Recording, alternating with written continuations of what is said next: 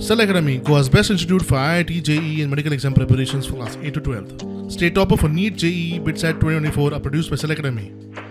Admissions are now open for class 8 to 12 at our study centers in Margao, Vasco and Prudent. Book your seat today. Limited seats available.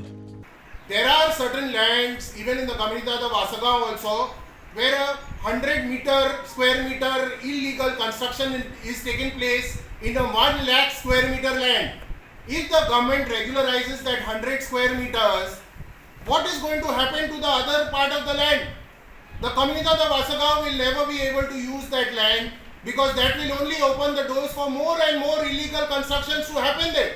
Tomorrow, even if the Comunidade of Assagao wants to take a project where there is a 100 square meter encroachment and it is regularized by the government, the person's name will enter in the Form 114, and for anything and everything the Comunidade of Assagao will be at the mercy of that encroacher. How are we to take cognizance of the fact that a total non-person, a non-Gaukar, an outsider holds the Comunidade of Assagao to ransom? This regularization of the government, what it is deeming to regularize these structures, will only open the floodgates to more and more illegal constructions.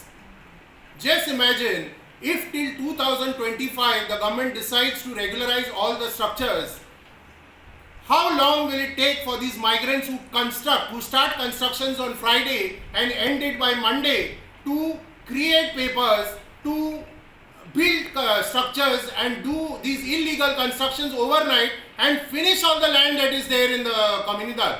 We need Comunidades to come together. We need Comunidades to protect what is precious to Goa and its pristine land.